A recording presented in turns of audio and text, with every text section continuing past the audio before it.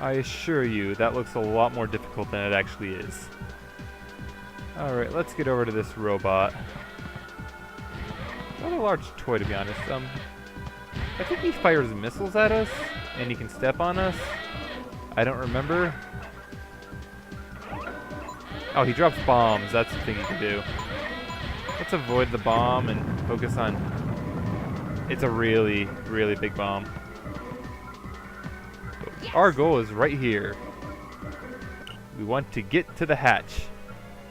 And no, the boss wasn't quite that simple. Almost, but not quite.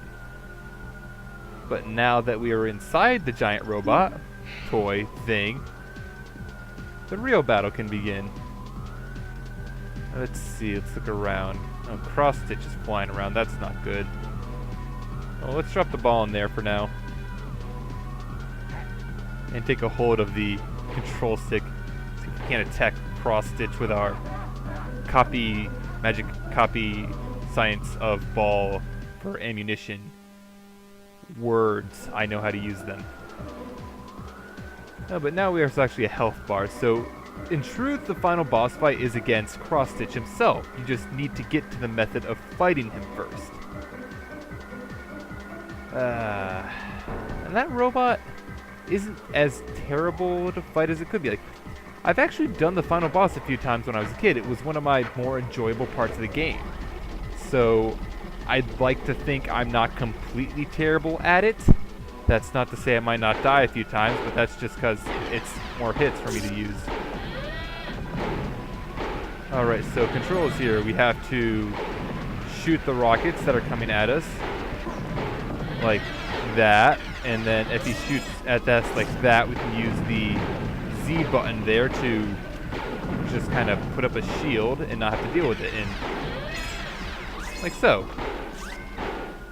And he cannot fire his missiles at us anymore, but now he's trying to drop little spider dudes at us, and we kind of want to not get attacked by them. Oh well, there goes one life.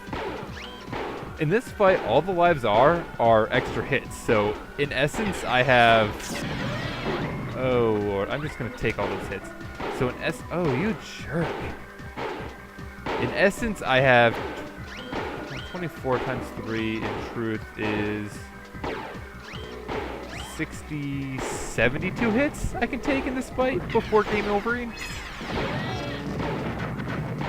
And there we go, he's down. I took a few hits, but he's down. In truth, this, I would not want to have to deal with perfecting that fight, but you can just take all the hits that are necessary and win it. And that's one thing I liked as a kid, is that you had an obscene amount of hits in the fight, and it was rather easy.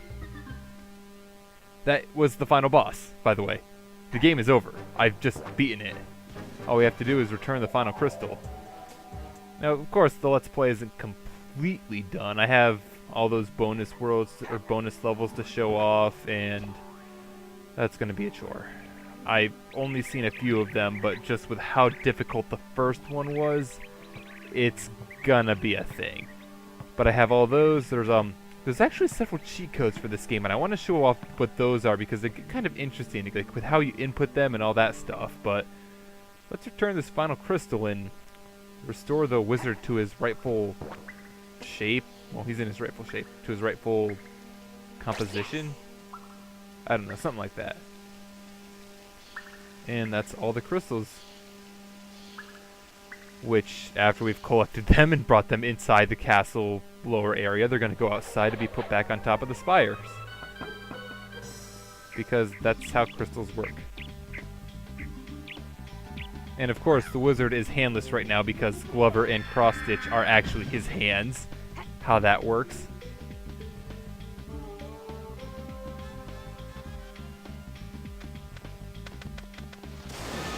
I love how Cross Stitch just tries to run away there before getting cured. It's like you don't see much of the wizard in the humor with this, but I just love the humor of the game.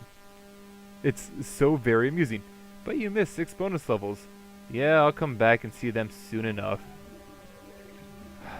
But that's it for that, which brings us to the credits, which, if memory serves, the credits are actually like 10-15 minutes long.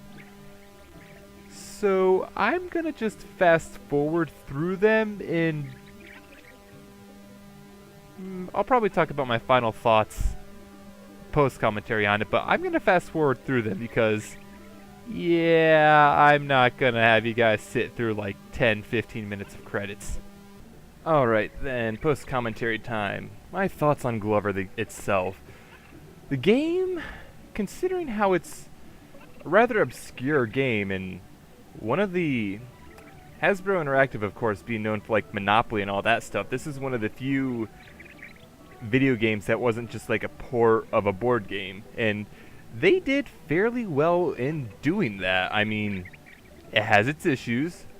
I've complained at those points. You've seen them. But the gameplay itself wasn't that bad. Like, complaints with the game, the story wasn't the strongest.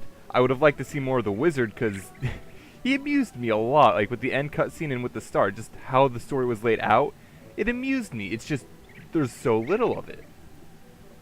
And yeah, the rest of the credits is just staring at this bird because I don't know why.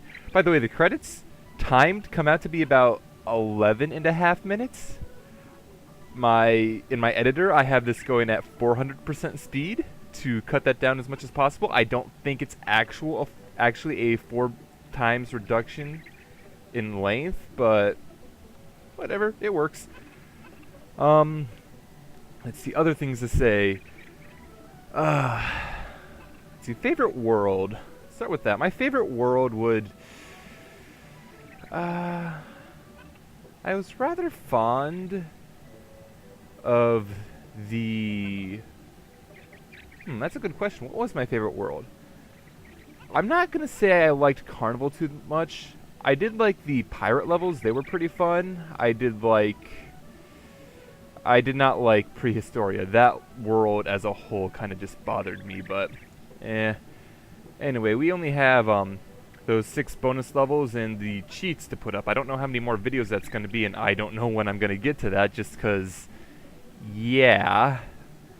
I'll be starting my new project fairly soon, so hopefully that'll be up pretty quickly.